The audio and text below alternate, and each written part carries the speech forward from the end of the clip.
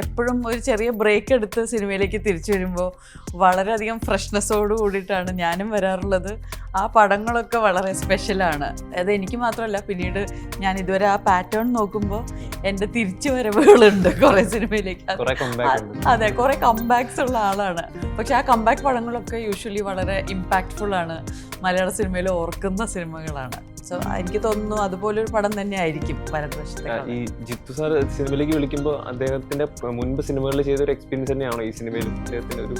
ഭയങ്കര ഡിഫറെൻ്റ് ആണ്. എനിക്ക് തോന്നുന്നു ജിത്തു ജോസഫ് സാറിൻ്റെ ഡയറക്ടോറിയൽ സ്റ്റൈൽ ഞാൻ ഇതുവരെ കണ്ടുപഠിച്ചിട്ടുള്ളത് സിനിമയിലെ സ്റ്റോറി അനുസരിച്ചായിരിക്കും ആ സിനിമയിലെ ഡയറക്ടോറിയൽ സ്റ്റൈൽ. ഒരു ഫിക്സ്ഡ് ഡയറക്ടോറിയൽ സ്റ്റൈൽ വെച്ചുകൊണ്ട് വർക്ക് ചെയ്യുന്ന ഒരാളല്ല എന്ന് സാർ തന്നെ പറഞ്ഞിട്ടുണ്ട്.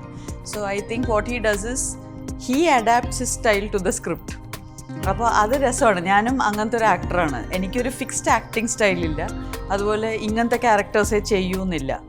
Depending on the story and script നമ്മൾ അഡാപ്റ്റ് ചെയ്യാൻ റെഡി ആയിട്ടുള്ളവരാണ്. അപ്പോൾ അങ്ങനത്തെ ഒരു ടീം തന്നെയാണെന്ന് തോന്നുന്നു. എൻറ്റയർ വലതുവശത്തെ കളറിൽ വർക്ക് ചെയ്തിട്ടുള്ള എല്ലാവർക്കും ആ ഒരു ഡൈനാമിക് ഉണ്ട്.